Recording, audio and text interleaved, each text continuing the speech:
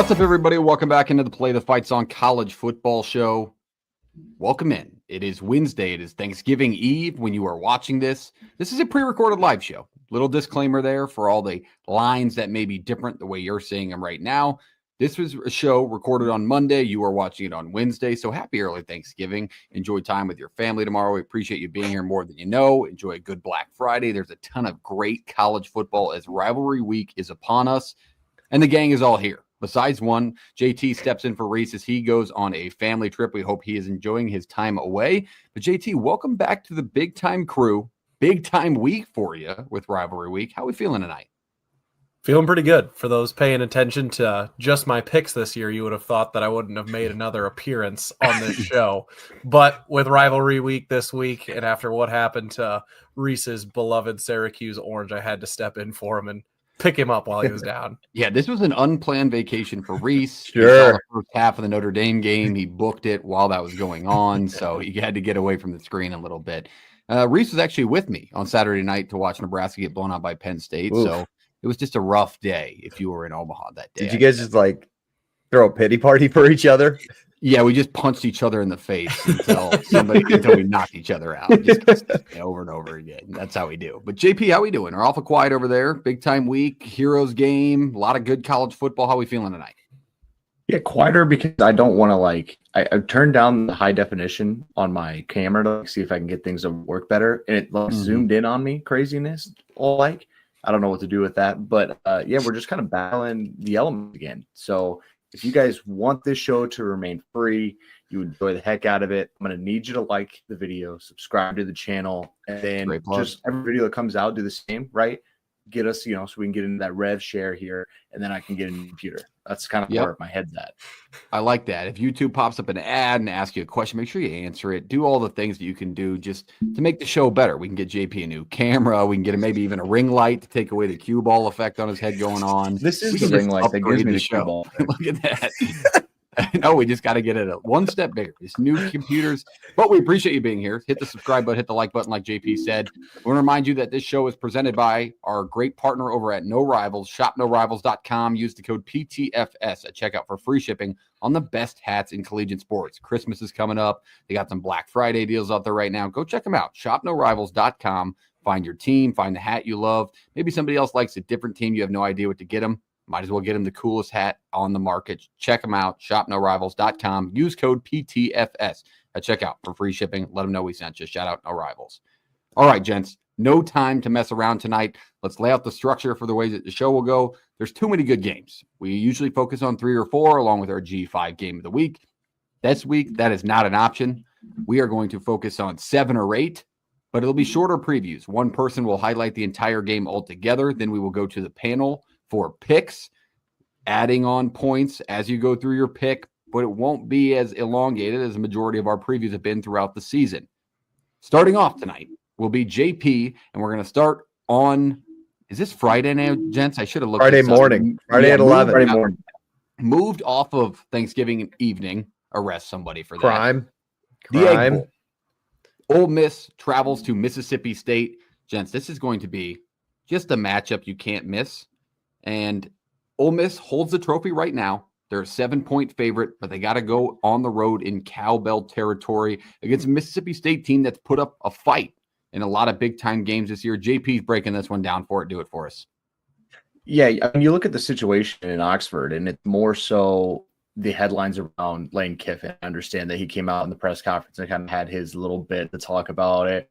Trinidad came out on socials and kind of said that everybody's focused on this weekend. And I believe him to a point, but I need, just to understand, I talk about this sometimes with momentum with teams. They're still college kids, and there's still a world in which the headspace carries more weight than it would in a professional space or anywhere else, right? There's a momentum aspect to this. There's a headspace aspect to this, and it needs to hold a little something. With that being said, you look at the matchup with Mississippi State, they're on the road as a 7-point favorite, and the Bulldogs have kind of made some noise throughout SEC. They haven't been able to claim a lot of those victories, just a lot of close losses. This is a very improved team from a year ago, sorry. And I honestly just sit there and I look at this matchup, and it's a little bit of how creative does Kiffin get? Like, do we just stick with the run game, knowing that Mississippi State struggled against the run the entire year? There's been teams I've got them that don't traditionally run the ball super well. Or is it more just kind of like we're going to play our game and we're going to do our thing, which is more so where I lean, but kind of thinking that the run game is going to be their bread and butter in this one again. 4.6 yards a carry for Ole Miss, and then giving up 5 yards a carry. 122nd is the Mississippi State defense. So that's a big stat right there. And you are who you are at this point, as we know, and that's a big thing. And you have to stop the run to beat an Ole Miss team. Where does the Mississippi State offense get to big plays? Right, it's not a team that's ran the ball super well, but you got to look at the other pieces. They've connected on some big plays throughout the year. They've gotten teams down through the air, and this isn't an Ole Miss defense that's just going to be stout and really make things super tough on you for the entirety of 60 minutes. There's going to be some shots here for the Bulldogs. They make some plays. And then you're looking for a signature win if you're Levy in this Mississippi State team. What a better situation for yourself, right? 7-point home dogs, and you get a chance to, I don't know if it keeps Ole Miss out of the playoff, but it certainly throws a massive wrench in whatever they have planned going forward, right? So the hope probably here for Mississippi State is that Ole Miss kind of overlooks you a little bit, just kind of thinks they're a little bit big for their own britches, and walks in there thinking they're going to beat you easily, and that may not be the case. So I think you got to look at where the big plays come from, and if Ole Miss is popping a good amount of runs for 5-6 yard carry and then a couple through the air, where's the Mississippi State plays, and are they able to sustain drives and then get any big plays of their own, right? Got to play the momentum in that form. All right, let's go to picks in this matchup along with your brief thoughts to the panel. Jake, you're up first. What do you think on the Egg Bowl and who you got winning it? Ole Miss, a 7-point favorite as of Monday when this show is being recorded. I'll take the points with Mississippi State. I got to imagine that Levy has this crew ready to go. I think this Ole Miss defense is good. It's been better than what we've seen in previous years, not compared to last year, but I don't think it's as good as last year's defense. So I like some of the explosive plays. The Cowboys going to be going. And JP mentioned, like, where is the headspace at with this Ole Miss team right now? Clearly something's going on. If Trinidad has to put that tweet out there like, hey, we're not worried about what's going on right now. It's like, we're focused on the game. Well, we expected that. Why did you have to say? Yeah, thank you. That's exactly my point. So I don't know. It's really fascinating. If they lose, like, what's the committee going to say with the Lane Kiffin news on Monday? Like, then you say Kiffin's not coming back, then they're definitely not getting in the playoff. They're not putting a head. Well, I mean, what's the bigger deal? The quarterback on a 13-0 football team or the head coach of a 10-2 SEC team? Well, I guess we'd maybe find out if that goes that way. But yeah, long story short, I'm taking the points of Mississippi State. All right, the Dogs for the first pick off the board. JT, where do you see this one? Yeah, I mean, obviously you can't dismiss all of the hoopla that's going around Ole Miss right now, but I don't necessarily think that's always a negative thing. I mean, we'll see how it extends with this Ole Miss team as they make a playoff run. But I think for a one-game scenario like this, I think it could have a different effect on the team and almost laser their focus a little bit and help sharpen that team a little bit. I mean, Mississippi State's, like we've talked about, has been in a bunch of games this year. That Arizona State game at the beginning of the year was one of like the first games where I sat down and had a big impact on me all year. So I've been watching some Mississippi State and thinking that this game was going to be competitive and, they'd have a shot to spoil Ole Miss's season here at the end of the year. But the defense just hasn't been there, kind of like JP was talking about. I mean, they've given up 45, 38, 41, and 49 in their last 4 games. And the way Kawan Lacey is running the ball right now and the way this Ole Miss offense is humming, I just have a hard time seeing Mississippi State having a shot at winning this one, even at home. So give me Ole Miss in the points. All right, so 1-1 split right now. I'm going to go in favor of what JT said. I like the Rebs in this spot. And I think this could be one of those games that you start off and it may be a dogfight. It looks like Mississippi State in a lot of the games where they've made that noise JP talked about, maybe didn't finish the game. They've had a fast start and their offense has been productive throughout the game and then staggered off late in that fourth quarter and allowed that team to come back. I think that could be a similar situation. You could see some fireworks here to make it look like, hey, this is Mississippi State's game, and this is Mississippi State's opportunity to finally finish one of these SEC games they've really put their name out there in. But then here comes Ole Miss and a Lane Kiffin offense that's always going to be productive and efficient, and that late score will put it over. I see this like a 10-point victory for Ole Miss on the road, so give me the Rebels. JP. Yeah, been back and forth on this one all week. I think I am in a spot where I'm just going to take the points of Mississippi State and go that direction. I know there is a world in which you fade the public, which feels like everybody's on the Bulldogs a little bit here. So I understand the other side of it. If the college football is going to stay as crazy as it's been as the spots and things are going to be, oh, well, we already know basically some locks for the playoff. I'm not so sure about all that. Like, let's just take the points. Let's just watch a great Egg Bowl, which should be on Thanksgiving night still. All right, there it is. A 2-2 split on the Dogs and the Rebels in the Egg Bowl. We'll see if Mississippi State can take it back. The trophy's been with Ole Miss for quite some time, so it would be a hell of a game. And definitely tune into that one on Friday morning. Should be Thursday night, but the Egg Bowl always must-see TV on Thanksgiving week. Let's move it down the line. Let's stay in the SEC. I'm sorry, let's flip it to partial SEC and ACC. Let's go to the Georgia's version of the Governor's Cup. Fellas, this is a game that do you know how many rivalry games out there are named the Governor's Cup? Has anybody ever looked that up? Because there's quite a few. I was just looking for an image of the trophy, and there is probably 5 to 10 out there. So it could vary state by state, but I'm covering this one. Georgia's a 13.5-point favorite at a neutral site in Mercedes-Benz Stadium this week against Georgia Tech. That was heavy news earlier this season. Brent Key came out and said, I don't care if we play in a damn cornfield. It doesn't matter where we play the games. It's above his pay grade. It would feel a lot better if you got this one at home, because the way Georgia Tech's been playing as of late, especially on the defensive side of the ball, they need all the help they can get. And a little noise probably would do that. You're probably going to play in front of 70,000 Dog fans, ranked 4th in the country, maybe even a little bit higher at 10-1, with everything in front of them. And then the Georgia Tech team, with their loss last week, just getting drubbed by a Pittsburgh team that could not be stopped, really hurts your hopes of being a competitive team within the playoffs. And that lies on the defensive side of the ball. It's not been their offense at all. Georgia Tech, top 15 in pretty much every major category, the offensive side of things. And on the defense, it's pretty much the exact opposite. But then you have Georgia, a team who you would probably expect to be on the top end of most defensive categories, or even the offensive category, just dominating one side of the ball and riding that out. That really hasn't been the story of the Georgia Bulldogs this year. They're kind of middle of the pack through everything, but they've been consistent no matter who they're playing against. And I think that favors them in this spot, because Georgia Tech's defense and the way we've seen them struggle, I think you're going to see a hell of a day from Nate Frazier on the ground for Georgia. They can't stop the run. They didn't do it last week. They gave up over 215 yards on the ground, as well as turning the ball over twice. If you're Haynes King, who 80% of their offense production runs through, it's just a recipe for disaster if you're Brent Key. And I'm usually all on Georgia Tech and playing up to their opponent's level if they do so. Pitt last week proved me wrong. I don't know if I can put myself on a spot again this week. Yeah. You get screwed over. Where's your loyalty lie, Cam? Yeah, I know. It's a loyalty test in 2020. Coastal would have me in this spot. But just to put it in perspective, we're watching the 5th overall offense in college football this weekend with Georgia Tech.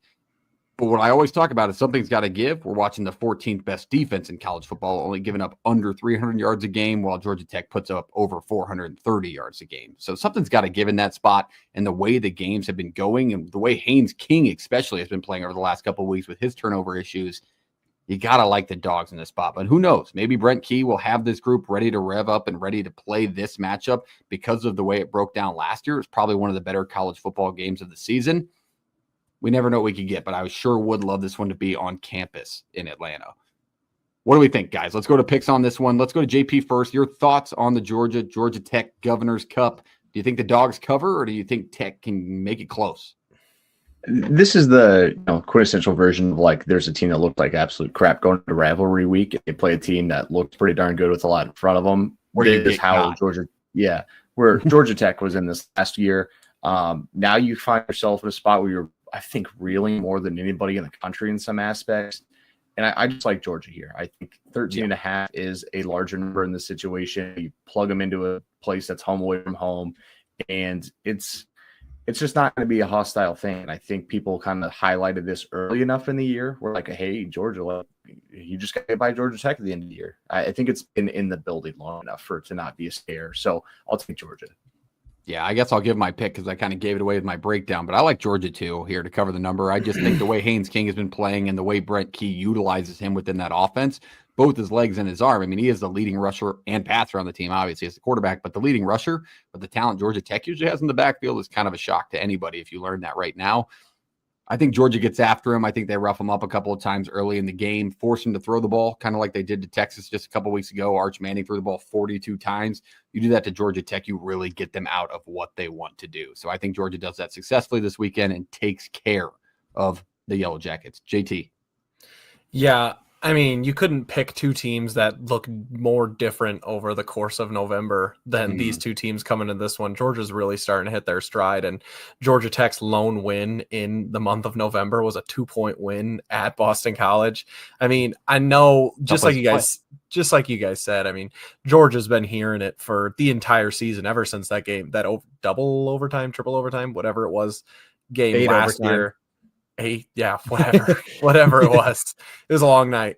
But yeah, so Georgia's definitely well aware and definitely should be taking this Georgia Tech team seriously. And I just feel like at this point, if you're betting on Georgia Tech and this number, you're betting on something from the past. You're betting on something that isn't. You're just betting on rivalry week being rivalry week at that point. You're betting on something that isn't this current Georgia Tech team. And you know, that's exactly what I'm going to do with my pick. Is I'm going to make Brent Key show me that their team's not going to show up. He will. Ranked team killer. He is the 13 and a half is just too many. And I know you said they let you down last week against Pitt, but I'm just not so sure that Pitt, coming off of a big Notre Dame loss, handles the same weight that Georgia does at the end of the season. So Haynes King, potentially last regular season game, maybe Brent Key's last regular season game with Georgia Tech. I just got to see them go ahead and lose by more than 2 scores before I'm going to predict that. Fair enough. All right, JT shockingly picks the Yellow Jackets. Jake, what do you got? Yeah, dogs. I mean, this is Georgia Tech teams playing like bottom 4 in the ACC right now. I mean, they were playing with subpar Boston College a couple of weeks ago, and then they got slapped around exactly how I thought they were going to against Pitt. So yeah, no shot. I know the last 2 years have been 1-score games, but it also feels like too, like, doesn't Georgia like really want to come out with some intensity here? Because this probably, I mean, barring an upset over rivalry weekend, this could be the last game they play for a couple of weeks, fellas, because they're in the back seat for the SEC title race. So you got to think Kirby's going to want to play smart. And I think too, like, it's going to be kind of an eerie feeling, I feel like, if you're Georgia Tech, knowing that you're in your city, and you see Athens take over in Mercedes-Benz when you know that this game should be played in Bobby Dodd. Like, this is different than going into enemy territory in Athens last year. Like, this is like, no, God, we should be at home for this game right now. And we're in our town and it's in red. So could the chip be any bigger on their shoulder? Yeah. Right. It's Where we also, want them to be. the reverse point of what we're all talking about with this preview is like last year, Georgia Tech played them close, probably should have won that football game. The reverse point is Georgia was on the other side of that. Like, is there not probably some part of a Georgia team that's like, not this time? Like, we're just going to beat them to a pulp like people and that was that was a Georgia team that was already in the SEC title. Right. So they're just like, get to next week kind of thing, I think. Yeah, they still got to make statements to where Georgia's at in the SEC picture. So I like that breakdown there. All right. That is the Governor's Cup. We will see who comes away with that one. That's going to be an absolute barn burner, but let's keep it in the SEC. Let's go down the line to the Iron Bowl. Everybody likes to talk about this. A lot of people's favorite college football rivalry, some memories that will jump off the page, even of our lifetime. Alabama hits the road and heads to Auburn as a 5.5-point favorite in this matchup. Fellas, I may have flipped this. Is this at Alabama? It's at Auburn. Okay. All right. Double check my work there. Alabama at Auburn. So a road game for the Crimson Tide.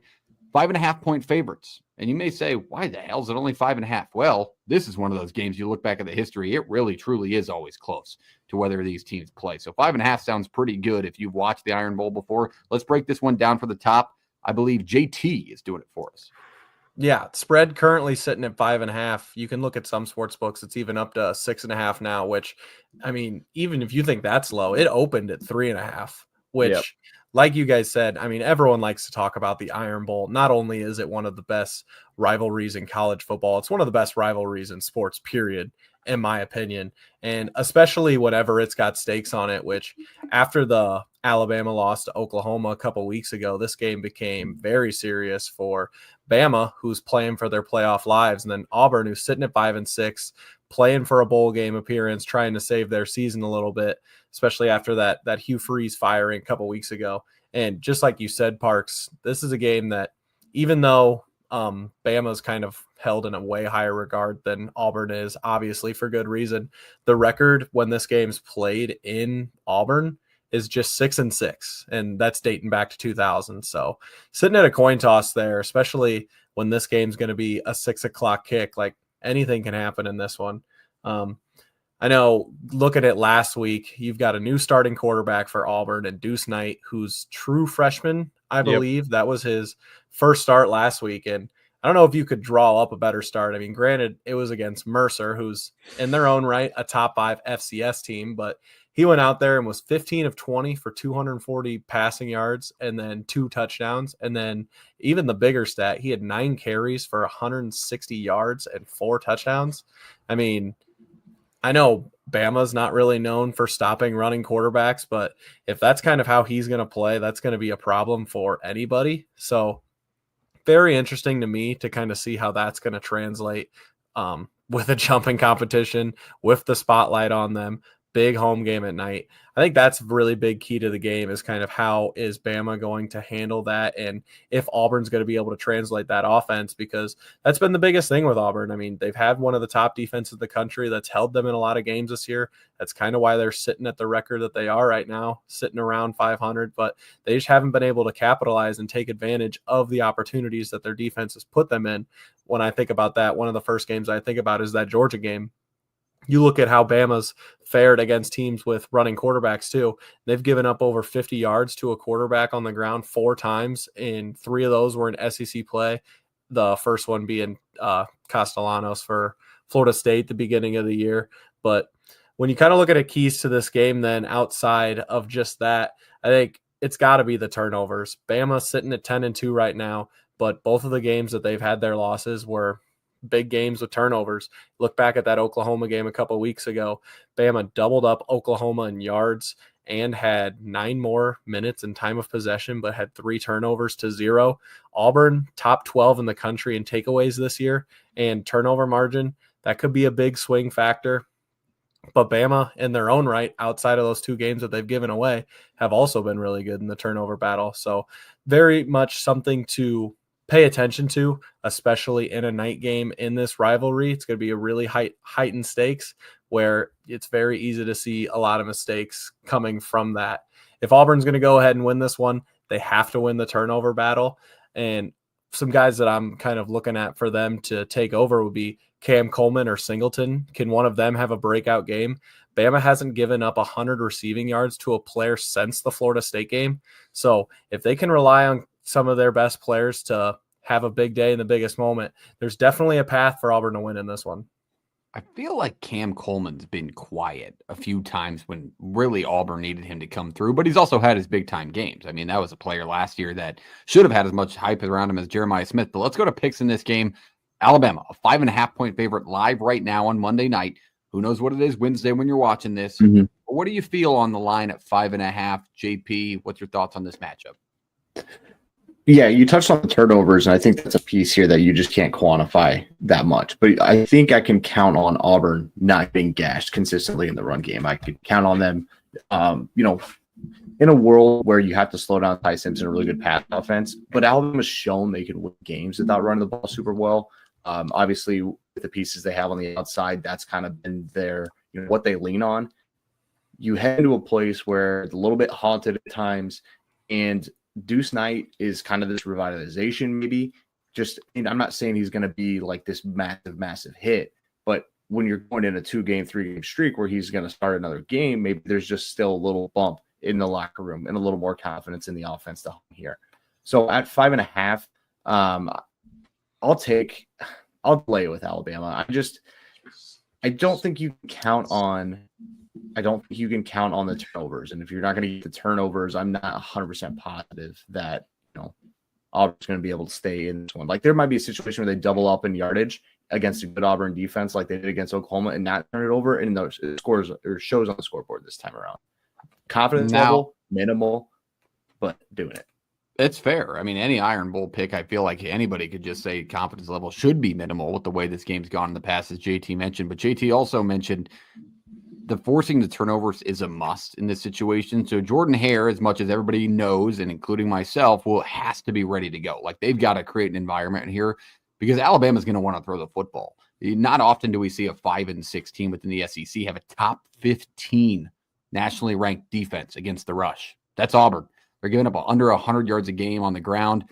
Simpson's going to have to sling it around a little bit because that's where you can hurt Auburn, and that's where their opportunity lies to force those turnovers and make this a football game. So don't be shocked if that happens. I feel like this matchup also always has one play outside of just a standard offense and defensive drive. Like, we may see something explosive within the special teams game. Like, don't be shocked if the Iron Bowl provides you some kickoff return or punt return that changes the game or a block punt. That's just the way this game's gone. But in this situation with the matchup and how well Ty Simpson's been throwing it outside of that tough road game or against Oklahoma, I shouldn't say road game, I like Alabama. Something about this game, I feel like they're going to be able to limit Auburn and an inexperienced quarterback enough to cover a one-score number like this. 7 feels really comfortable. It's hard to call a blowout, but the gut feeling here for me is Alabama blowout. And Auburn fans will have my head because that's not the way this game goes. That's just how I see it. I like the way this Alabama team's played all season in spots where people really expect them to play in close games. Jake? Let me lay out the last 4 games in Auburn for the Iron Bowl. For Alabama, they won by 3, won by 2, lost by 3, and then lost by 12. So Auburn obviously has a different element to it. It's a Saban issue. He's bad coach. There you go. Exactly. And JP mentioned it too. They can win without – Alabama can win without having to run the football, but they can't really win by that much when they can't run the football. So we're going to need an all-time performance from the defense. I'm probably going to be the idiot for taking the freshman quarterback in his first ever FBS football game in the Iron Bowl. But I do see this being like 17-14 tied, but that's going to be taking the number with the Tigers. So I like Auburn to cover in this one. All right, 2 on Bama, 1 on the Tigers. How will the guy who broke it down go? You like Alabama with the points? Or are you taking the Tigers against them? It's really tough for me to make a call at this 5.5 line. I know when it opened at 3.5, I was like, oh yeah, definitely want to bet on Bama in that scenario. And now it's gotten all the way up to 6.5, where at that point, like Jake said, like, this is just always going to be a close game, especially when Bama doesn't run the ball that they do. They play a low margin of victory style of football, but I think the way that their style matches up against Auburn is favorable for them. I know Auburn's really good against the run, but Bama doesn't really rely on the run. So it, like I said a lot in my breakdown there, it really kind of styles similar to that Oklahoma game where Bama really didn't have a whole lot of trouble moving the football. It was just the turnovers that cost them. And I know that game was at home. This game's on the road, much different environment, but I'm just going to take what I know here, and that's Alabama, Ty Simpson in this passing attack over what Auburn has to offer. But I know it's kind of a chalk bet, but and Jake, like you said, like maybe you're going to be the idiot here taking Auburn, but in college football, would there be more of a college football game than for the first time FBS starter to come into the Iron Bowl and play really well and win this game? And then we're all going to be like, oh, it was obvious. Dude ran for 160 yards and 4 touchdowns the week before. Yeah. And Bama doesn't know what they're getting themselves into. They're the one with the playoff pressure on them. It's not ridiculous, but I'm going to go ahead and trust DeBoer and this Alabama team to get the job done.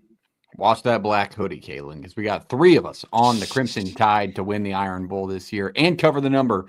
Jake smirked over there like he was Michael Jordan in prime Game 6 or something. But I think he thought he stole one. Records. Yeah, I think I did. This is the week he's due for the 9-1 this week, I guess. But we'll see how that one goes. That's going to be a hell of a game. Obviously, watch the Iron Bowl as most college football fans. We don't have to tell. So shout out to these 2 programs. And if you're these fan bases watching, hit this like button, hit the subscribe button. We will talk Alabama and Auburn, not as much as the national media, but we will do it. All right, let's keep it moving. Let's go to the Big 12. Let's talk Big 12 football. We got to work them in this situation, guys, right? Let's talk Arizona. Let's talk Arizona State. And you may be, why are we talking about this game? Well, Arizona State, as of this moment, is still ranked in the college football playoff rankings. And this is a territorial cup. Anything can happen. Arizona's actually a pretty fun team to watch if you've gotten a chance to watch the Wildcats this year. And they're going against a I shouldn't say college football playoff contender, but the reigning Big 12 champ for sure. And it's going to be an absolute dogfight, as there is always fireworks in this matchup. Jake, break this one down for us. Yeah, this is definitely the best game of the Big 12 slate this weekend. And it feels like this rivalry finally gets the justice it deserves, because it feels like the last 5 years, it's really just been lopsided one way or the other. Arizona State was really down a couple of years ago when they got smacked. JP, are you going to say something? Do you remember when we were in Scottsdale in 20? Yeah. Year, like 70-7.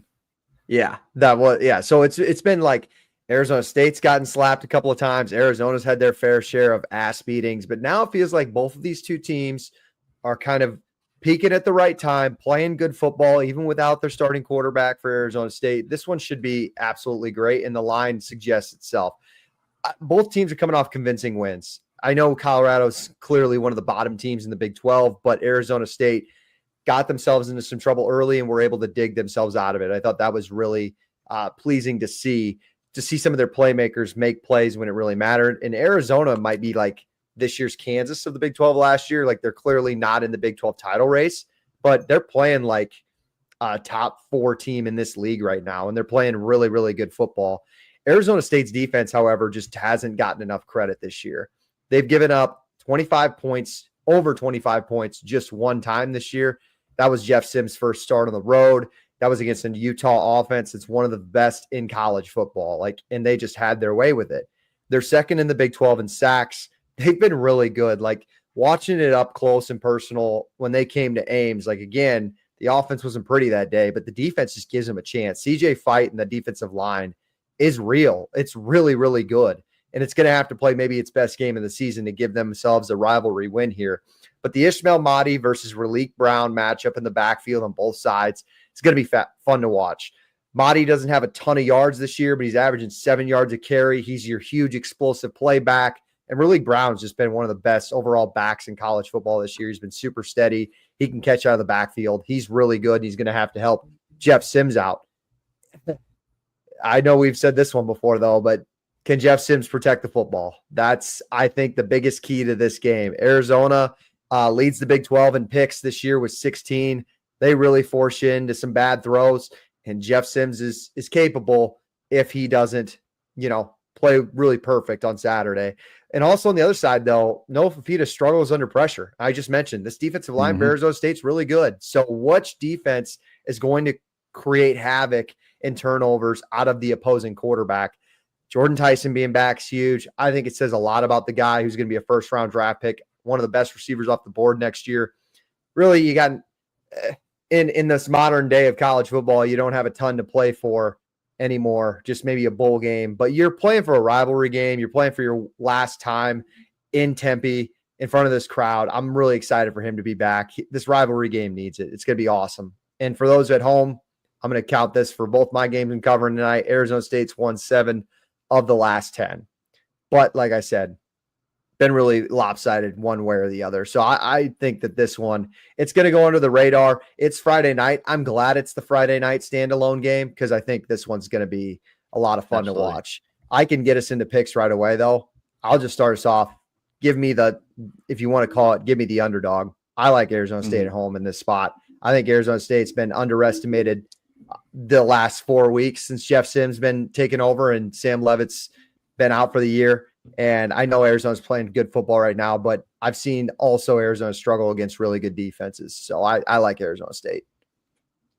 I like Arizona State in this spot too. I think if you're I actually went down the street today, had myself a crisp meat burrito from Amigos, and that just brought me back to my guy Jeff Sims, the former Nebraska quarterback, and how he's going to take this team to victory in a territorial cup that means everything to him. Hang this jersey too. Hang this home jersey in the Hall of Fame after he wins this one. Put this one up. I think he's going to really hurt Arizona with his legs. I really do. He's very effective as he holds on to the football, as Jake mentioned. He's a damn good quarterback, and he's made a couple of decent throws the last couple of weeks that he didn't even make in his time at Nebraska. Jordan Tyson coming back down the sideline was huge last week in that game.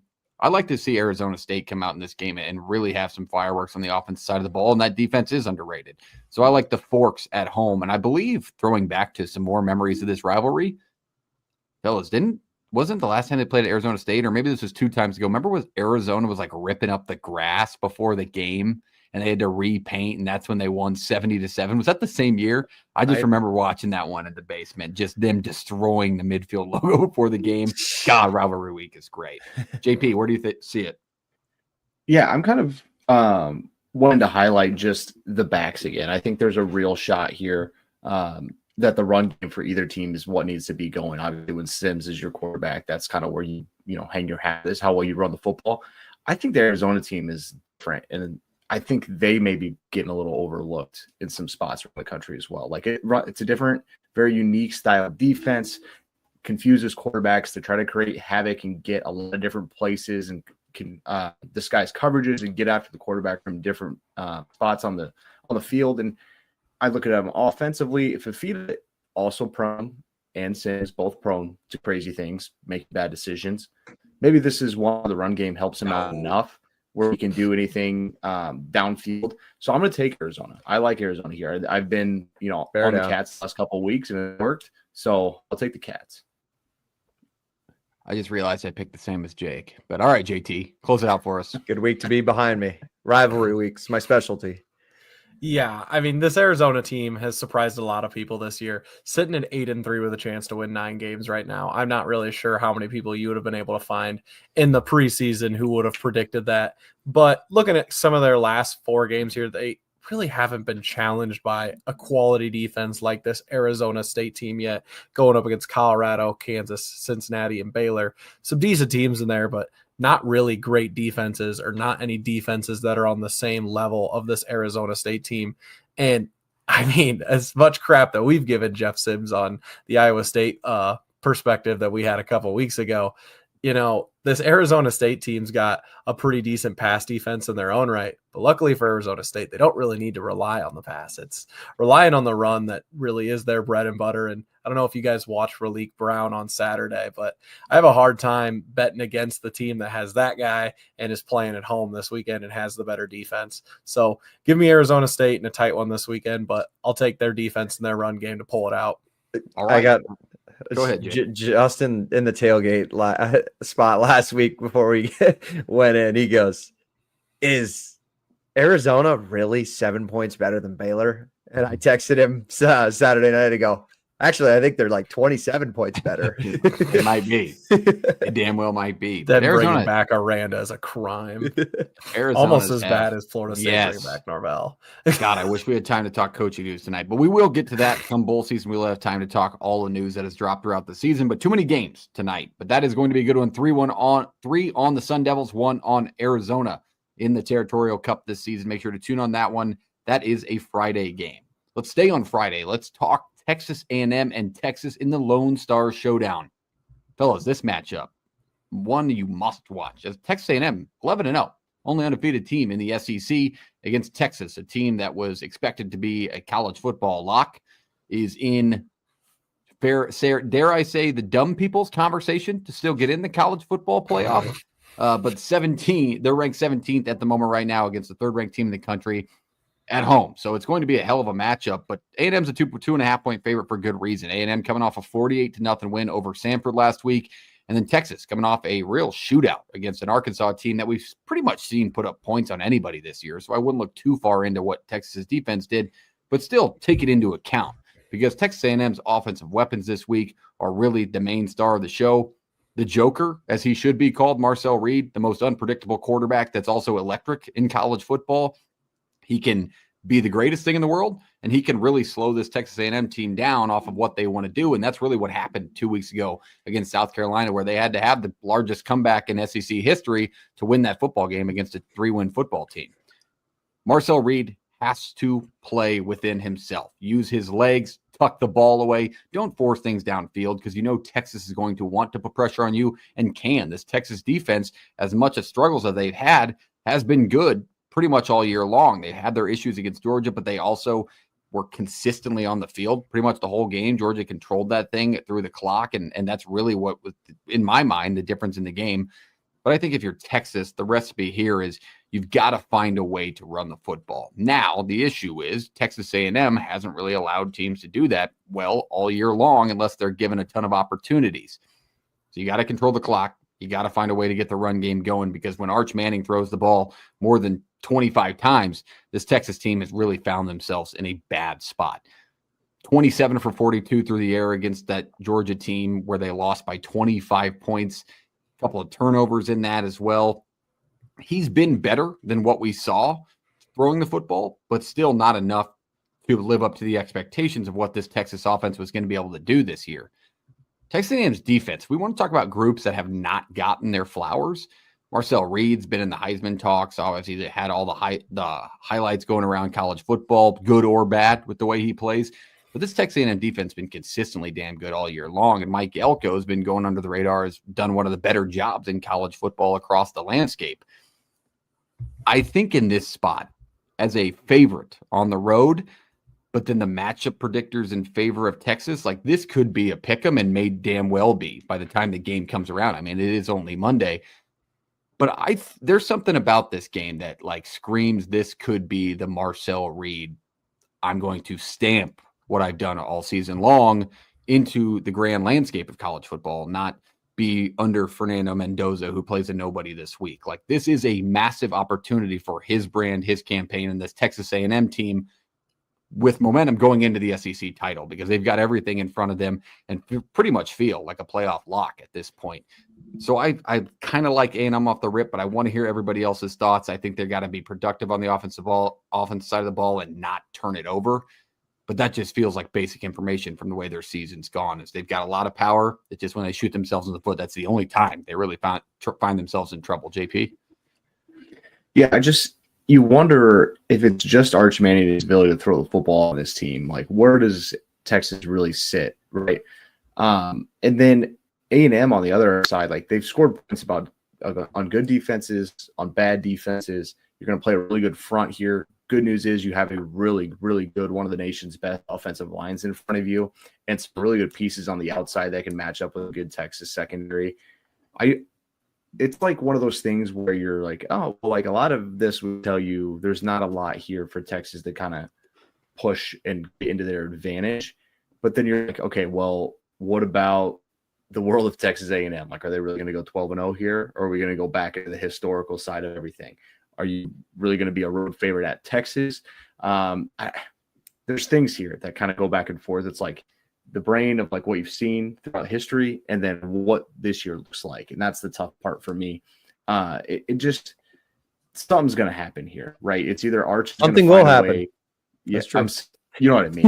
Like you're going to get an Arch situation. It'll be a game changer for sure. Yeah, they run the ball really well all of a sudden, or he hits a couple big ones through the air on an A&M defense that's pretty good. I don't know. And the confidence level on this might be less than the one I gave earlier with what was that, Alabama, Auburn? Yeah. I don't know. The problem is I'm trying to figure out what a Texas win looks like. Not saying it's not possible. I'm just trying to picture that in my mind, what that would actually look like. How do they get there? It's like an easier version of the Egg Bowl in my mind, because I think they have to get the stupid mistake turnovers from Marcel Reed to do so.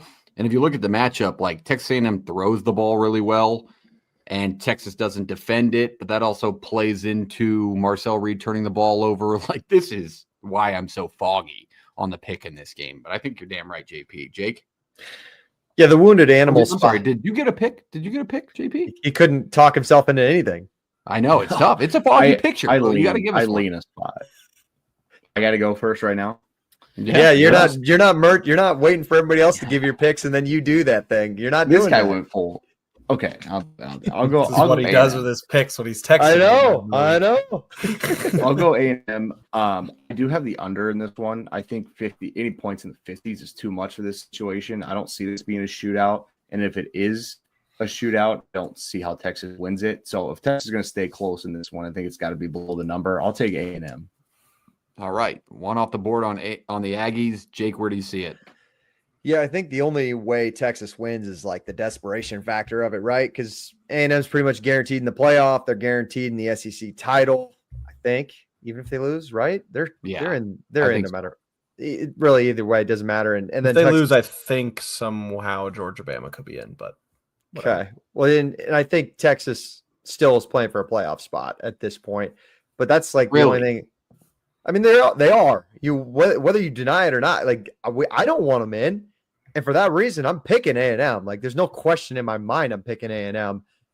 But like, how about the chip on your shoulder out of A&M, because you got absolutely depantsed as an offense last year on your home turf, and Texas came in and just slapped you around defensively 1,000 times. And this is a completely different A&M offense, and I love the receivers with Craver and Concepcion and that crew. And I think Marcel Reed's been a lot better this year at most of the points of the season. So, yeah, I just give me A&M. I don't see many scenarios Texas winning. Not saying they can't, but I play this game in my mind 100 times. I don't see a lot of Texas winning scenarios.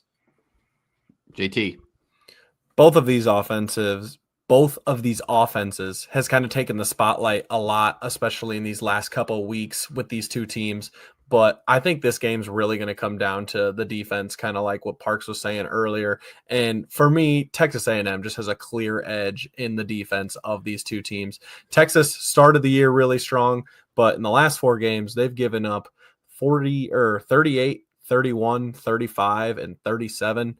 And this Texas A&M pressure is just different than a lot of other teams, even in the SEC. I think some of the pressure that they could put on Arch Manning could bring out some of the tendencies that he's cleaned up the last couple of weeks and play in Texas A&M's favor. So could be a higher scoring one potentially, but I just think Texas A&M's best unit is that defense, and I think it'll help them win out on Saturday. Yeah, for my pick, I go back to thinking about the challenges A&M has faced on the road this year and environments that they've won in. And honestly, on paper, it's pretty impressive. You go back and yes, the game was early, but they beat Notre Dame on the road. And then you look and they beat an LSU team on the road. And I don't care how bad you want to talk about LSU is, that's never an easy place to go win, especially in a night game like A&M did. And that was back when we didn't know LSU was as bad as they are now.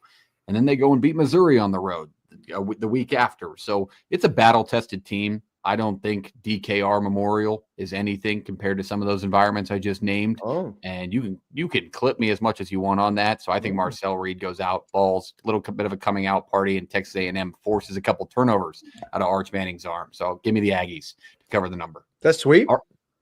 I think that is a sweep on the Texas A&M Aggies against Texas. So probably a spot where they'll shove it up our butts. But Reese still out there, not a full sweep. Maybe Reese's pick is different. Reese will still be on the ATS boards. Make sure you throw us a follow at Play the Fight Pod on all platforms to catch the ATS board on Saturday mornings before kickoff. All right, let's leave that one there. Let's head on to the Big Ten. Let's talk the game. Everybody wants to talk this matchup. A lot of hatred, a lot of passion. A lot of hatred might be the light way of saying it. I mean, this was the fist fight at the end of the college football season last year. The skid mark on the Ohio State national championship run with a 5-6 win out of Michigan involving a rule change and planting the flag in a game like this. A lot of things have changed in college football over the course of history because of the game. And Ohio State's a 10-point favorite on the road this week, headed to the Big House. Let's break this one down from the top. JP, do it for us. Yeah, it kind of has to start with what Michigan's run game looks like. You look at what they've done when they've been good, and they've kind of been trotting along the last couple of weeks with no real definitive win, no real definitive, like, we're definitely better than whoever we're playing this week type results. But they're going up against one of the better defenses they've seen yet to this point. This is a team that did see Oklahoma early in the year, and that was a game I really liked Oklahoma in June, July, August. It didn't matter the month. I liked Oklahoma in that matchup. You now put them in a spot where Ohio State's going to see one of the better rushing attacks they've seen to this point. I think that's worth also highlighting. Like, the reason Ohio State's gotten themselves into situations with this game in the last couple of years is they've tried to out-bully Michigan. They haven't been able to do it. This year, Ohio State was able to do that to a Texas team. They've done that to just about everybody else on their schedule to this point in time. But this is a big task. And now you're going to go into the Big House with a team who's kind of just under the radar. Yeah, we're still ranked. Yeah, we're still got a chance to be, a 10-2 football team in the Big Ten, and kind of just continue the storyline without anybody really writing it in pen. It's just kind of this idea that's out there. Do you look at what, Michigan is defensively and kind of forget that they have the ability to stop some teams and really work that way? Because for me, like Bo Jackson in this Ohio State run game has been supplemented a lot by just real talent on the outside. Obviously, the best player in the field is going to be Jeremiah Smith, but what can you do to neutralize that? Because they found ways to do it last year. How do you do it again to this point? The team that got Michigan here that was weird to me was the USC one. We know USC is a different team in the Coliseum than they are away from home, but that team ran for 158, I think Key Miller had in that, and then 265 through the year. Maeva was kind of nails in that one. No turnovers, a couple touchdown passes. What do you think that Ohio State does here? Do they just kind of continue to play their game? Are you really going to lay 10 with them and a team that's kind of been a thorn on their side and beat them the last couple of years at their own game? It's a tough decision to make in this spot. And what's dialed up for both defensive coordinators and both defenses to disrupt young quarterbacks. We've seen Bryce Underwood rattled. We've seen what that looks like, right? We've seen a Julian Sand get kind of rattled and moved around the pocket. It's been a while. We haven't seen a defense against Ohio State that can really do it. Maybe this Michigan team is something up front that can make something happen and kind of get them off kilter a little bit and toughen things up for them. So for me here, it's a lot of what you do to get the young quarterbacks uncomfortable and out of place, and then can you slow the run game enough to where it's not hitting you for 4 or 5 yards a carry, maybe it's 2 or 3, but you're also not giving up a big pass play. So there's a lot of things that need to go right for Michigan to win, but continually shown they can do it, and they can do it at a high level in this football game. All right, let's go to picks in this one as well as our short breakdowns. I'll lead it off, and the one thing that sticks out in my mind is, yes, it feels like this is just the game now where Michigan has this team's number, like that Ohio State team who basically somersaulted through the college football playoff and on their way to a national title last year, got beat by a 5-6 Michigan team that literally had an incapability to throw the football.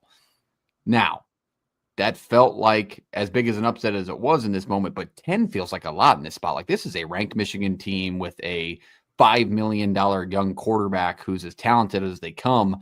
But then on the flip side, you got Julian Sand, who's a Heisman candidate and one of the sneakier names in college football this season. What comes to my mind, though, is, and Michigan fans are going to hate this, I don't think Bryce Underwood's very good at throwing the football, at least at this point in his career. Obviously, he's got a long road in front of him. Sure.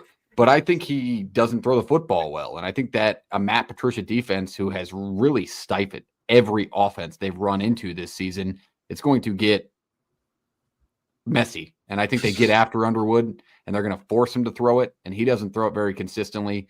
So I like Ohio State. As much as the number scares the shit out of me for this game, my pick could go to a different way. I really think Ohio State wins this one and finally gets the monkey off their back.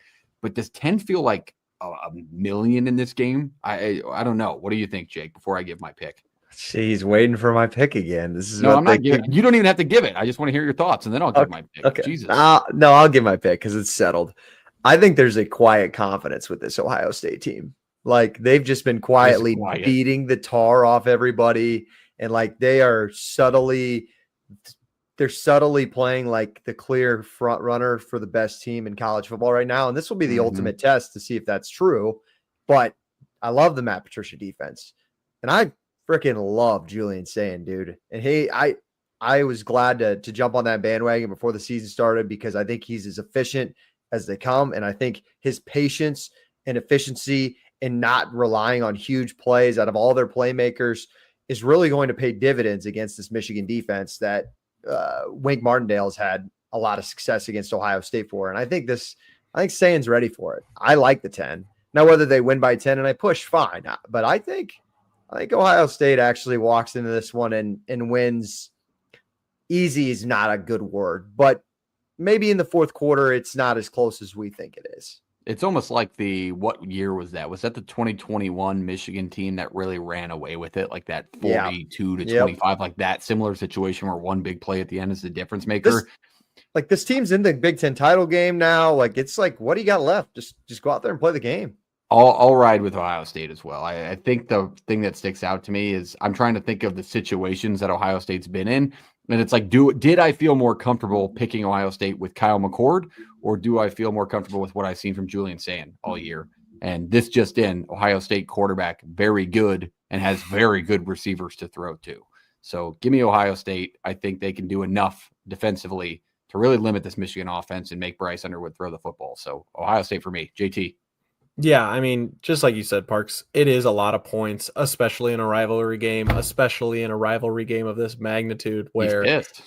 Michigan's my bad. Michigan's won the last 3, but just for, I mean, a couple stats about this Ohio State defense this year. They're number 1 in the country in the following: opponents' points per game, opponents' yards per game, opponents' yards per play, opponents' red zone scoring, opponents' pass yards per game, opponents' pass yards per play, and they're number 3 in rush yards per game and rush yards per play. And just like you said, Bryce Underwood has only thrown a passing touchdown in 6 games this year, hasn't even gotten a 10-yard pass touchdowns yet this year. It's not like Michigan relies on the pass to win games. I mean, obviously they're a run-first team, but this Ohio can't do it. Yeah, and I just don't think you can win a one-dimensional style of football against this Ohio State football team. I mean, I know they did last year and they shocked the nation that way, but just like Jake said too, there's just a confidence about this Ohio State team, and no disrespect to Will Howard, but Julian Sain's just playing on a different level right now. And there is a confidence with this Ohio State team that I don't want to bet against. So give me the Buckeyes in this one. JP, your pick? Yeah, I'll take +10.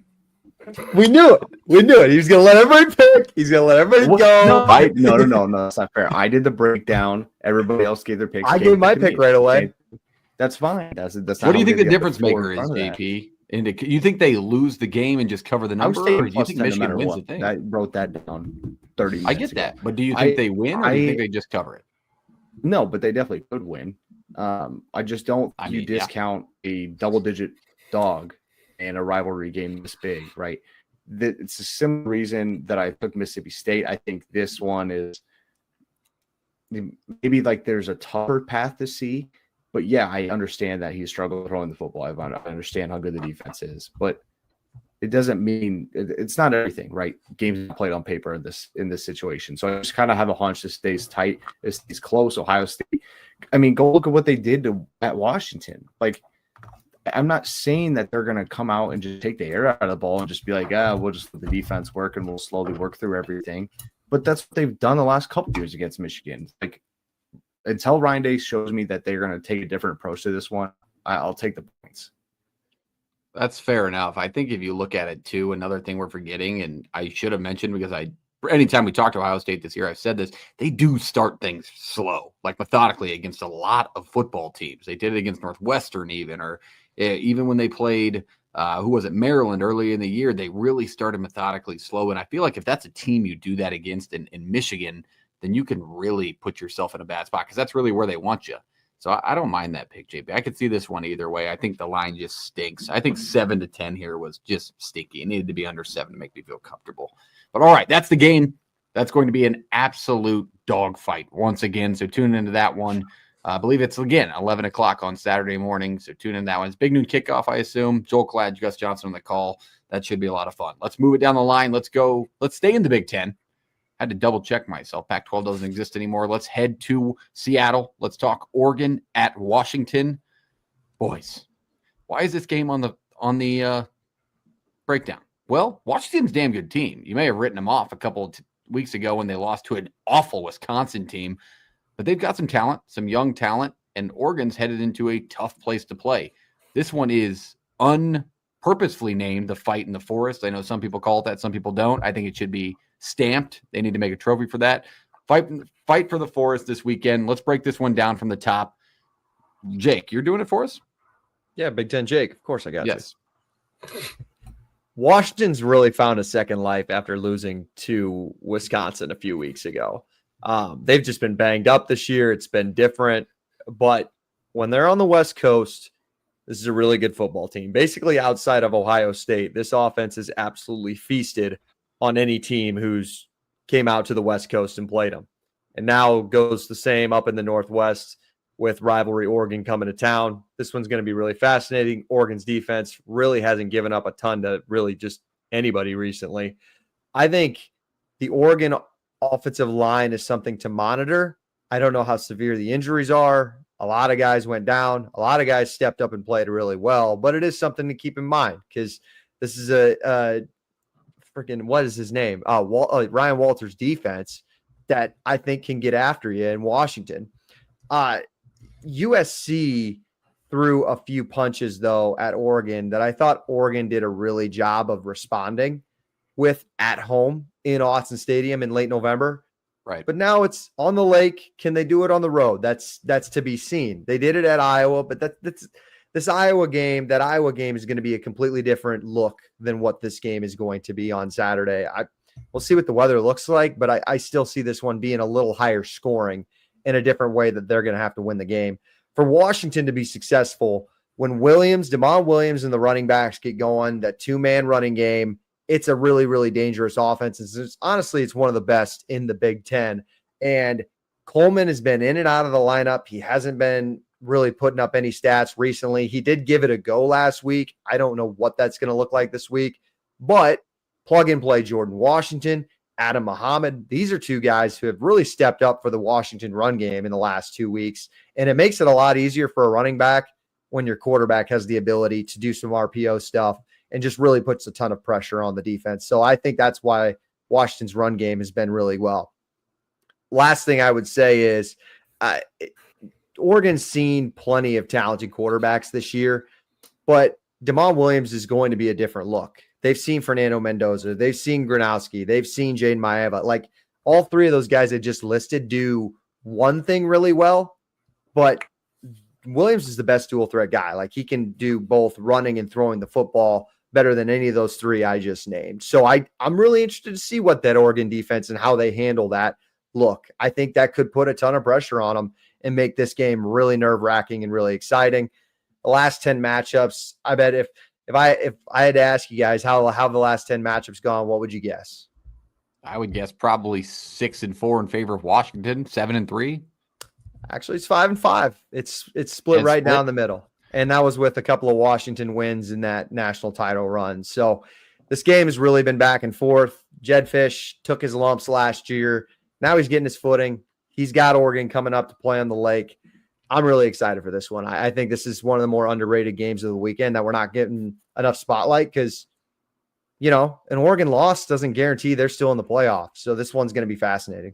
Yeah, I am very glad we're talking about this one. And I'm also glad that you gave the flowers deserved to Demond Williams and what he's done. Because when you have a conversation about really good young quarterbacks in college football, Demond Williams has to be in that conversation with what he's done.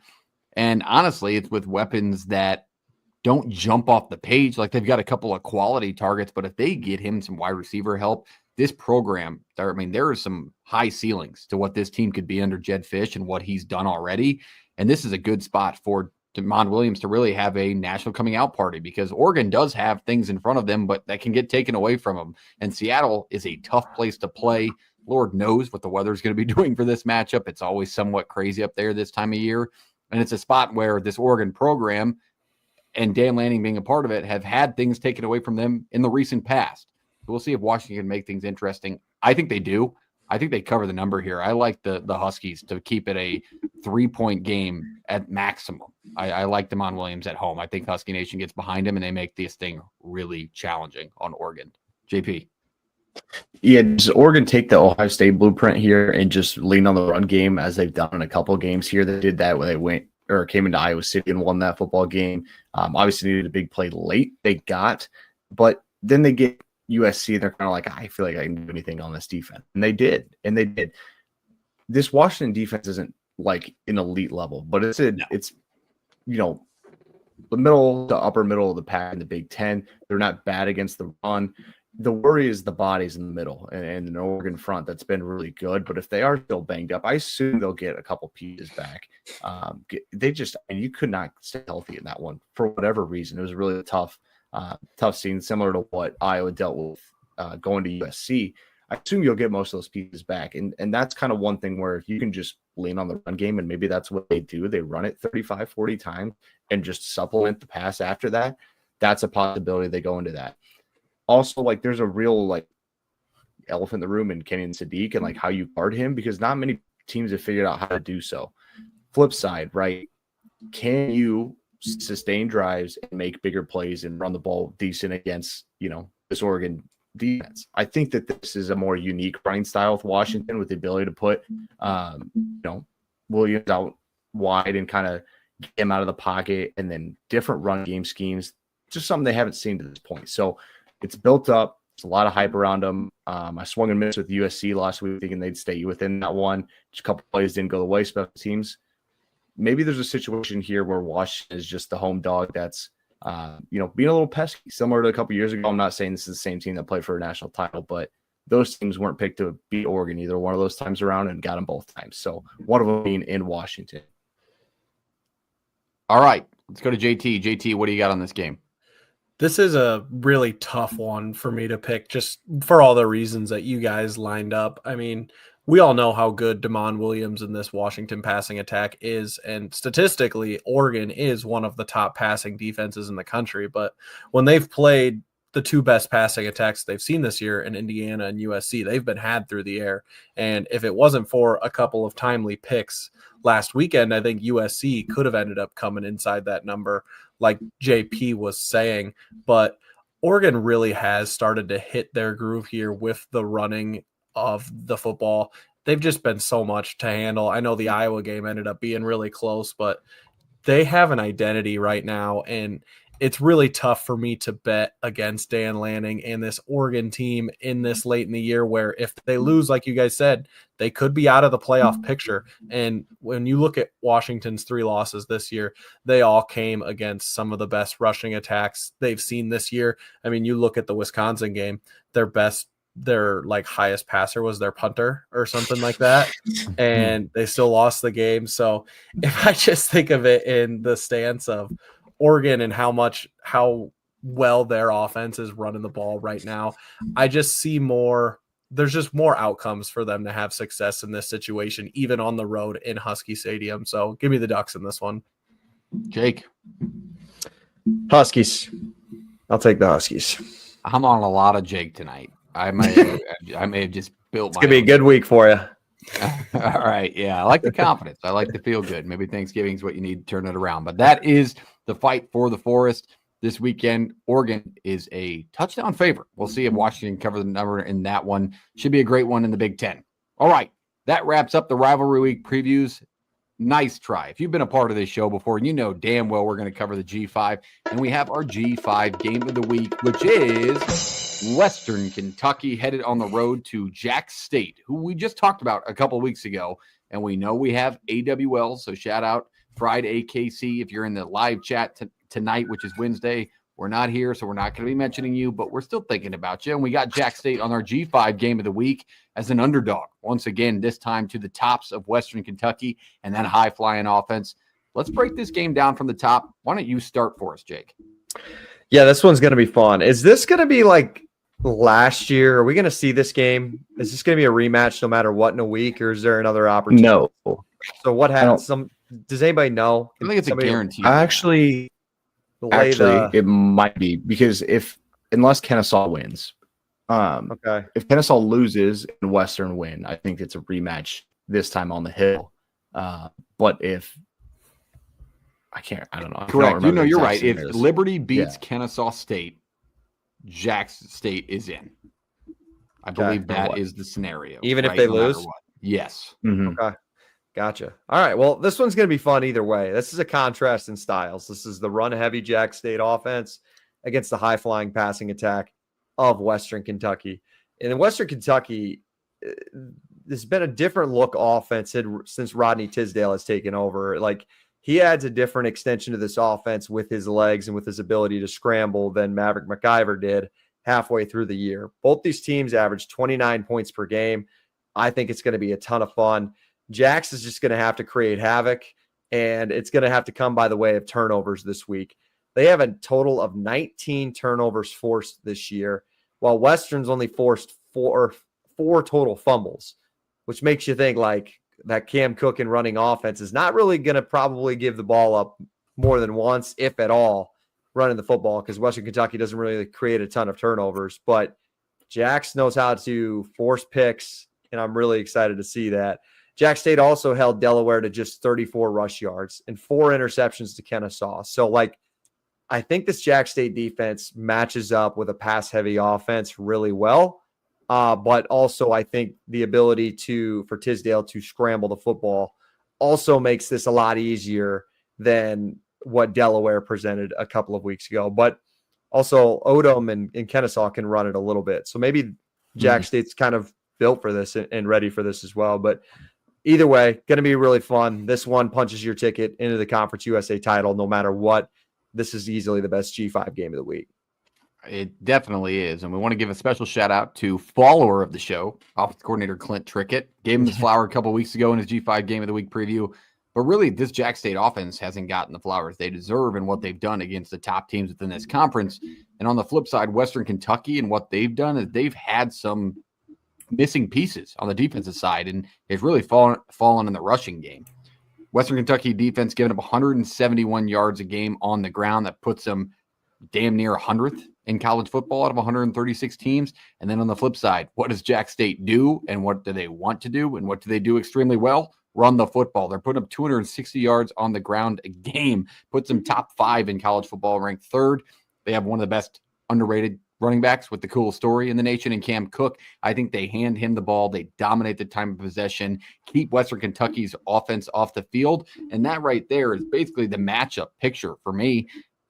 3 is simply because of the offensive talent Western Kentucky has, but I think if they keep him off the field enough, force 1 or 2 of those turnovers that they got against a good Kennesaw offense, Jack State can get this done. I think this is going to be a hell of an environment again this weekend. What do you think, JP? Yeah, ironically, both these teams lost to an FIU team that's kind of been struggling, but must have been a really poor matchup for both of them. Jack's got 2 picks.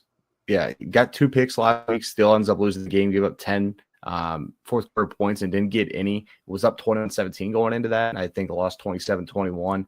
And it's just one of those situations where you bring in Tisdale, but he's a little more prone to the mistakes. I think he's already at 5 interceptions in the couple of games that he's had and started. Been sacked 10 times. It's not a great Western Kentucky offensive line. And I'm not thinking that, no, Jack State is going to be able to get after him consistently. Like, there's a huge talent difference there, but it's more so based around the fact that I've seen this Western team give up a ton of pressure, right? And they're not going to run the ball. And if they are, it's like Jake said, like, they're going to be able to get him out of the pocket. It's a lot of scramble yardage, right? Are you able to cover there's 5 guys on this Western team with 25 more receptions and 3 of them above 35? A lot of different options, right? This isn't just a downfield passing attack. You can stay within 0 to 5 and 0 to 10 yards and kind of let guys make plays on the edge. You have to tackle in space. It's not something that's done super well to this point. And I think that's where we struggled in some spots. You got to control the tempo, play it at your pace. And if they hit a couple big ones, doesn't mean come out of your shell and start trying to be something that you're not if you're the Gamecocks here. So for me, I like Jack State here. I think you're a team at home. You look at last week, you're kind of a little bit pissed about it, thinking that's when you should have. Like, everything felt like it was going your way till that fourth quarter.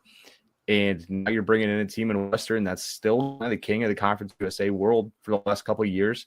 And you got to just buck up and make a play. Like, you got to fight back to get to the conference title and a chance to host it. I think that does a lot for a still relatively new FBS program. This exact situation happened last year, didn't it? Like, with these 2 programs, was it the rematch the week after and Western Kentucky blast them in the conference title? Right? Am I far off in saying? Other way around. Jacksonville State won by like 30-something that conference title game. Yeah, so we're looking to try and keep the narrative here, Jack State. But if you're Western Kentucky, my one worry when it comes to picks, before we go to JT, I didn't forget about you. They went on the road last week to Baton Rouge against a beaten and broken LSU team without a head coach, but they had a chance to win that football game, gents. Like, they had a legitimate chance. So do you build on what they just did against an SEC team that's reviewed as as one of the higher brands in college football as they should be? Or is Jack State coming off this loss, like just the situations of where the morale's at of both these teams coming off a loss? You got to feel like Western Kentucky's got the edge in that factor at least. JT. Yeah, first of all, what an elite mascot matchup we got this weekend between these 2 teams. Great Big Red and the Cox. Great Big Red and the logo Big Red Cox choices that you got down there for the graphic on the bottom, but not a whole lot of unique takes from me over here compared to what you guys had. I've had it broken down pretty much the same way that Parks had it, where it's really interesting looking at these two teams. I mean, Western Kentucky loves to pass the ball, and they're very susceptible to the run. Jacksonville State loves to run the ball, and they're very susceptible to the pass. Yeah. So for me, Something gotta give. I just feel more comfortable taking the points with the team that's at home and going to dominate time of possession and be less susceptible to turnovers. So give me Cam Cook and the Cox to dominate at home. All right. So that's a unanimous Jack State pick then, Jake? Yeah. Yeah. Oh, my 100%. goodness. I'll take the 3. Also, All right, looking at we won on the sweep last week, a couple weeks ago. we did. Good. So yeah, basically Kennesaw needs to win and one of these teams to lose. If Jack State loses and Kennesaw State loses, Jack State. Yeah. But doesn't host. Correct. I don't know if Kennesaw wins the tiebreaker with Western Kentucky though. I don't know that one. They have not played. It would have been Ex- second loss yeah. for Kennesaw if Western wins, and that'd be only one loss. I'm saying if Western Kentucky loses and Kennesaw, Kennesaw loses. I'd have to I don't know dive the into that a tiebreaker. little bit more. Bad podcasting All right. on our end. Probably should look at that. If Friday KC's got us in the comments, we got the listeners. They know, some of them out there know ball, but we also do. So that's why you're listening to the show. Hit the like button, hit the subscribe button. We will cover the G5 all season long. Western Kentucky and Jack State's going to be a great one, so make sure to tune into that one this weekend. All right, that's it for the previews for Rivalry Week. Let's go into the betting segment of the show. Let's first lead it off with best bets, and then we will close it out with underdogs on Rivalry Week. Recap briefly of the best bets last weekend, and I mean brief as we can be. Was not a great week for the crew overall in betting, but the betting segment starts with the best bet, and Reese hit on Tennessee -4. Great hit on Reese. That's what we do here is we win bets. Myself, we lost on Utah -17.5. They won by 4 in an absolute shootout. JP lost on James Madison -13.5. And then Jake loses on Illinois -8.5. So now we bounce back. Minor setback, major comeback for Rivalry Week, saving the best for last. Let's lead it off with me. Week. I never go first, so I'm going to take it this week. And I haven't listened to it because it hasn't dropped yet. But fellas, give me the goddamn Cyclones -13.5 against a terrible Oklahoma State team and a Nebraska native Zane Flores at quarterback. Iowa State is going to run, pretty much do whatever they want, score their points, and they can try and slow it down. But 14 is not nearly enough. I'll take the Clones against a bad Oklahoma State team. Love it. Should have worn new. Basically just did the perspective for us today. Yeah. Yeah. JT? Should just wore my brand new cowboy. Am I We did am I just- allowed to take an over/under here? Or Yeah, it's the best bet. total? Give me a winner. Okay. I don't care for the team total. Give me Oklahoma LSU under 38.5.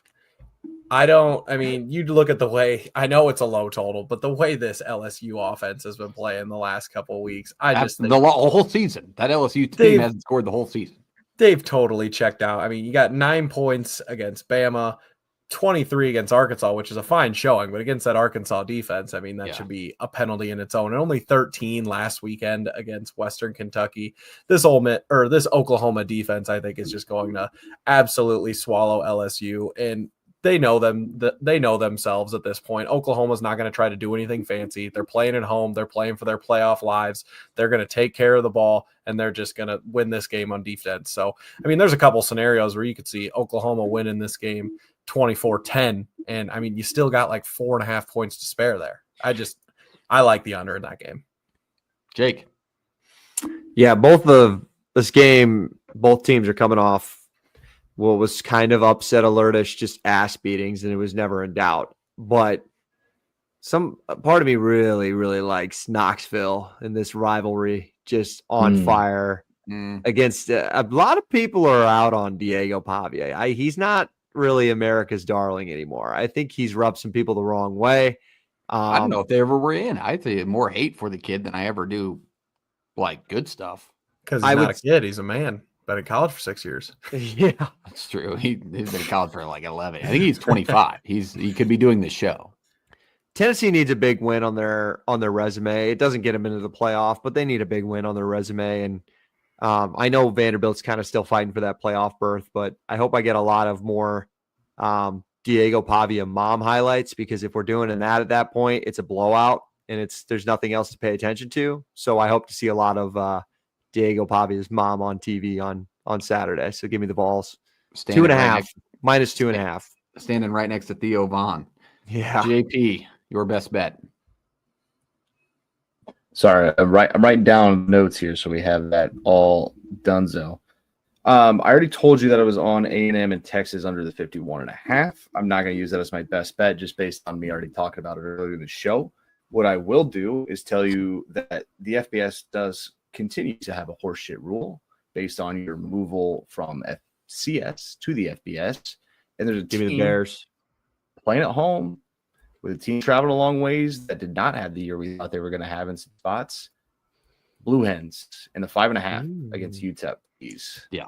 This will get them to 6-6. This UTEP team's 2-9. They've lost to Missouri State, New Mexico State, Jacksonville State, and a couple others down the stretch. And Delaware, I mean, you went to Winston-Salem and things happen. You played an ACC team that honestly feeling about as high as anybody in the world right now are the Deeks. So you're coming back home, give yourself 6-6, and you know that's a successful first year in the FBS for me. So minus 5.5 for the Hens. All right. That is the best bets of the weekend. We will see where Reese falls. I'm sure he will send us that pick.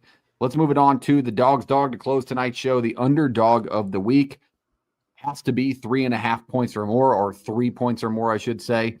And then the points are as follows. If they are under +10 and they cover, it's 1 point. If they are above a 10.5 point underdog and they cover, it's 2 points. They are under +10 and they win outright, it's 3. And if they are an 11 point underdog or further and win outright, it is worth 5. Standings are as follows. No movement last week. Myself at the top with 20 points. Reese with 19. Jake with 16. JP with 15. And JT has not had a winner yet this year, but he's only been a part of one. So maybe he can make it on the scoreboard to close the regular season. What? I got laughed at for the Duke pick, and it took a field goal and some BS late for North Carolina not to stay. I didn't laugh at you. Anything can happen. Got a lot Everything lost last week with JP pushed. I did push. UCLA +10.5 for Reese did not hit. Maryland +14 did not hit. They lost by 15 though. It was close. 15, they lost by 25. No. It's 45 to 20. Don't look it up. 15. Jake, Sam Houston +7. Don't take 2 and 18s, kids. They were winning. Let's go to the Dog's Dog for this week. We'll go from the bottom to the top. Let JP have the floor. JP, you need a big winner to get back to the leaderboard. What do you got?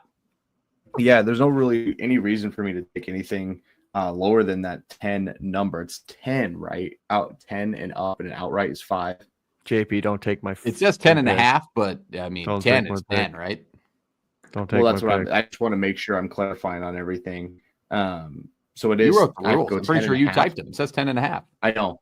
10.5 and up, it gives me 5 points and an outright win. Don't take my pick. I swear to God. There's only 2 options out there. I'll take Cal. Okay. Like, the world's falling apart. There's no way. I don't like the Justin unreasonably fired their coach. SMU is going to go out there. They've been playing really well. Be very ACC for Cal to win this one as a 13.5 I point sure dog. hope so. I've got SMU's under on this on the year. I'm just here with the guy. I got to swing. So this is my swing. Jake, here's my swing. I'm going to win this one. I'm going to win it outright. I'm going to win it on the field and at least tie for first. No, I got 16 points, so I'm going to beat you, Parks, because you're going to be a loser this week. There's a team as a 10.5 point underdog, and there's another team with a coach who's incompetent as a double-digit favorite. Let's go to Mount Pleasant. Give me the chips. A team that back-to-back good wins against Buffalo and Kent State. Yes, that is a real thing, people. That Kent State spread was lower, and they covered that number. I expect them to cover this number. Give me Joe Labus. Give me the chips outright on the field. Jay Candle, overrated coach. What's that number? 10.5. All right, JT, give us a winner. Get on the board for us. Give me Northwestern +7.5.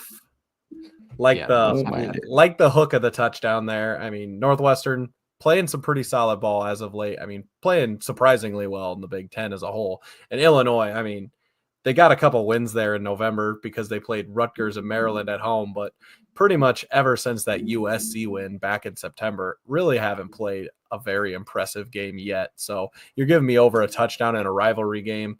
Even though it's at home, you can get tickets as low as $6, it looks like here. So probably not going to be a very raucous crowd. So I think Northwestern could go in there and sneak out a cover. That's a pure All right. headspace game. I saw Like, where are you at, like, as an Illinois team? And Northwestern cannot feel better about what, and they played really well last week. I'm not going to take anything away from that. Like, they just won that game straight up. Mm-hmm. I'm going to go to a not tough environment and take a road dog for rivalry week. I'll take the Bearcats coming off another loss. Give me Cincinnati plus the 4.5 on the road at TCU. I think Cincinnati shot themselves in the foot a couple of times last week and really had an opportunity to be a player in that BYU game. Stopping the 1 yard line, 2 missed field goals. If they can figure those small things out, 4.5 against the TCU team who has been susceptible to some good offenses, can really give you an opportunity to go into Fort Worth and come away with an outright win. So I think they will take me to the promised Shout out land. my Frogs last week. Big ATS board win for us, Parks, taking the Frogs last week. Hey, that was my upset pick when we gave the upset segment too. That was a big win. And Houston also, who's still ranked as of now, granted college football playoff rankings Monday, they're an underdog again this week against Baylor.